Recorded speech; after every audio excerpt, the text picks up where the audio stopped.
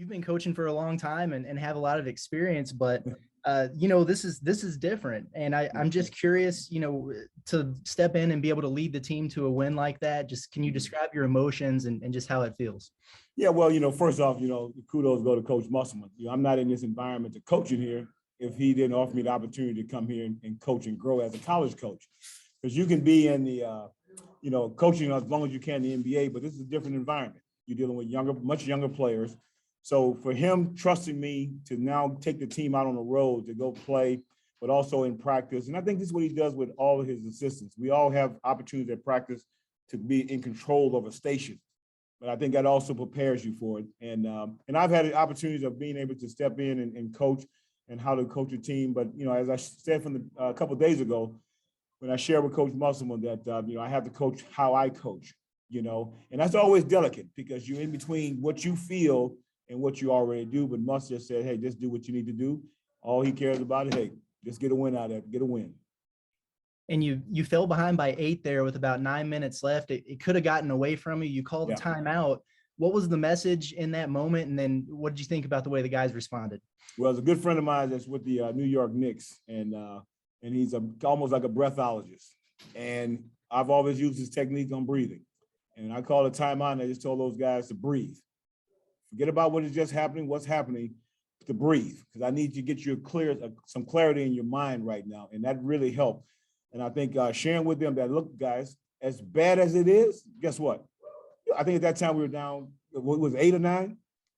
8 points. And I said, but we got 6 minutes to go. So we somewhere in there. We got a lot of time. This is a long game.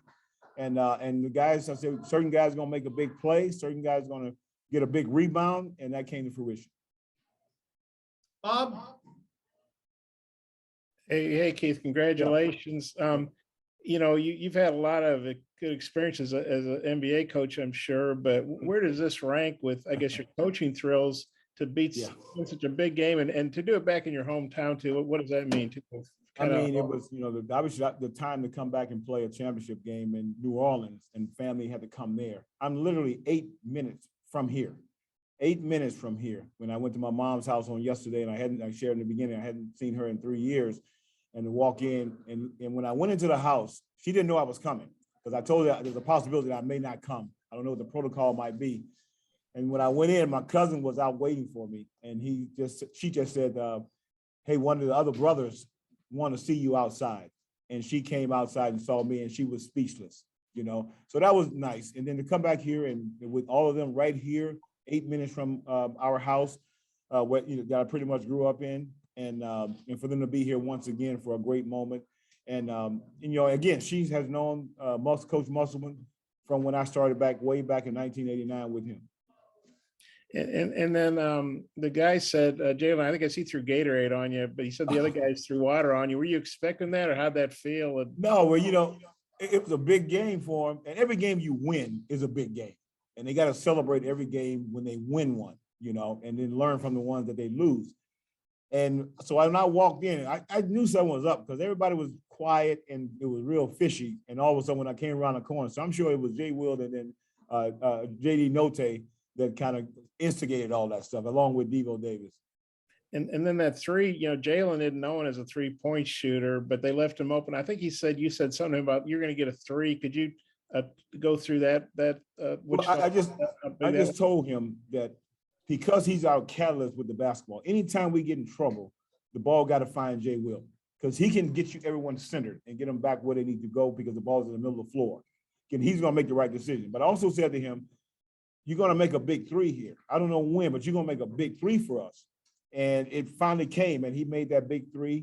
We see him shooting 3s every day at practice, so we know he can shoot it. It's a confidence thing to do it in a game.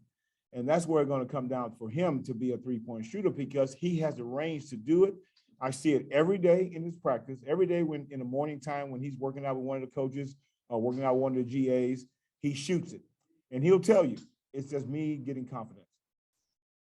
I got a couple more if time allows. I'll turn it back to Mike. Thanks, Keith. Mm-hmm. Hutch. Coach, you had some decisions to make tonight with Note and how to manage his fouls. Could you walk us through that kind of decision process and how you thought he handled the last about 10 minutes or so with 4 fouls? We had to just keep telling, like JD is a guy that's very opportunistic. He wants to get a steal. And I kept sharing with him, you have to be disciplined. You must be disciplined. You know, you got 3 fouls now. Then you get 4 fouls. You know, you got to be disciplined and not go for steals. Just trust the defense and trust your teammates that they're going to be in positions to help you if you're beaten off the dribble, because you got a lot of good guys that can create off the dribble. And I think he did that. You know, early in the game, he's trying to get a steal or trying to lead a guy in a different direction. And he was able to do some of those things, you know, and managed to, because we need him in the game because he can create off the dribble and get downhill for us. And also, I think y'all had taken the lead there with about 2 minutes left, and Fudge had the really big dunk, and playing on the road, ranked team, that could have been a momentum swing. How did you think y'all responded after that play? Well, it's pretty much traditional how Coach Musselman's team that he's always assembled find that fight somewhere to make runs and get back into the game. You know, that's when I played for him way back in '89. Our teams were always, no matter how much we were down, they're going to find a way to get back in. And that's when you're trying to find that toughness in your players. So this group was the same. They had to keep getting stops. That was the most important thing. And they did do that. And we couldn't score. We hit it's like if someone put a lid on the basket for our team, but they managed to hold the fort down where we couldn't score, they couldn't score. So the score never really separated far enough. 2 baskets, you're back in the game. And that's what they did. And we found a way to make some big plays. Stanley, you know, we always on him about rebounding. And we share with him that he has to get a big rebound. And I just think our overall, you know, we brought Coach Musselman into the locker room with us via FaceTime so he can celebrate this moment with us as he's recovering at home. Scotty. Yeah, Coach, you guys were plus 18 in JD's 27 minutes on the floor, which is pretty incredible in a close game. With a big game today on the road against a ranked team, combined with what he's kind of already done in the league before today, is JD kind of showing he's really one of the more valuable guys in this league right now? Oh, yeah, without a question, because JD can play in all 3 areas of the floor. You know, once he developed a habit of disciplined defensive basketball, that's what has to happen for him, where he's not trying to get a steal, get himself in trouble. But from an offensive standpoint, JD has the ability to shoot the 3 ball, to get to the mid area, and also get and finish it at the rim with both right hand and left hand. And that's pretty good for a player. And also we got him playing more point guard now, because now we're just going to keep working him on vision. What do you see when you go certain area? You can't always be thinking it's going to just be JD. You have to also make plays for your teammates. And so it's a developmental habit for him, what we do in our drills every day with Coach Muss and with the group to get him to see things on the floor, and then use the ability tonight, because we knew this was a switching team. Before, invite the switch, back it out, and go when you're ready to go for yourself or for a teammate. And that's what he's done, Scotty. Randy. Keith, congratulations on the victory tonight. LSU, one of the better defensive country. They relied 56, 58 points a game. What was the offensive emphasis tonight for the Razorbacks? Yeah, well, the biggest thing for us was that we had to play in a lot of space. This team, very long athletically, they get to places. The center can switch out on a guard. But if you try to attack that center or any of those players too soon, you're going to be in trouble. And we got in trouble a couple of times when we tried to do that. We had to back out and create the space first to now make a play. And especially when you have guys that can create off the dribble, get downhill and make some plays. Now, we had some turnovers in those situations, but the most important thing was that we had to keep space. Space was our best friend. Defensively, not having space for an opponent is your friend. Offensively, you want to have a ton of space. And I think our guys started to get to that a little bit. Was that the added emphasis of taking the ball inside? You had 30 points inside the paint. And that was another game theme on the board. We can settle, and you have to be frank with these guys. We are not a good three-point shooting team. We cannot settle for threes.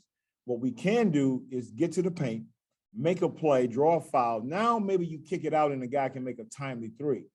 If not, let's make the free throw line our friend, because now we know you can probably make free throws. And that was the key for us. Paint touches, get to the free throw line, timely three-point shooting. You know, when you're wide open, feet set, and now you make a play. Christina.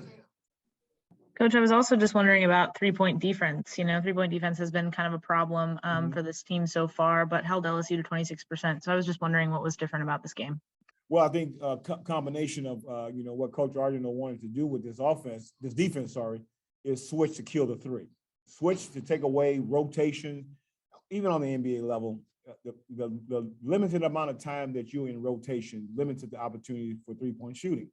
And because we switched a great deal, and part of our DNA from day one to switch things that Muss had already set up for us to be able to do, we just went back into our Rolodex and said, this is going to be a game where our coverage normally is this, but we're going to need to switch because we got to kill this three. And then a guy had to take it personal with Days to be able to not allow him to get a three-point shot going. Troy.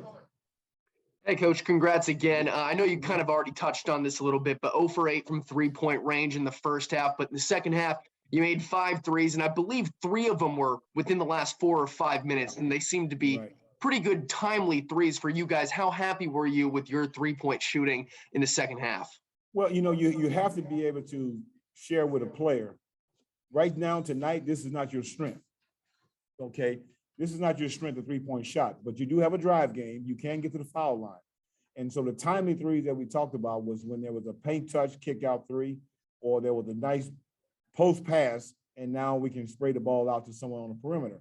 And I think our guys kind of bought into that, but they made some big threes. JD made a big one. We had a rainbow one. I get on him all the time a little bit as developing and growing as a player. You're not Curry and you're not Damian Lillard. So you have to stop pulling up from deep to show people that you can shoot from that deep. I'm just focusing on, is the ball going in? And Coach Muss is focusing on, is the ball going in? So if you're not those two guys, you shouldn't be doing that. But he made some big threes during the course of the game, as well as some of our other guys. Bob, wrap us up, please. Yeah, Keith, Jalen, of course, he's known for taking charges, but 4 today and that really big one on the baseline at the end. Just what do you think of, obviously he rebounds, he scores, but those charges were really big too. What do you think of his ability to do that, and especially today in such a big game?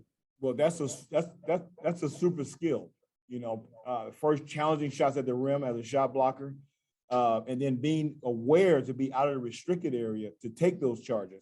And he's not afraid to give up his body. He gives his body up a ton, We did a thing with defensive grading these players based on the concepts, not one-on-one and all those things there.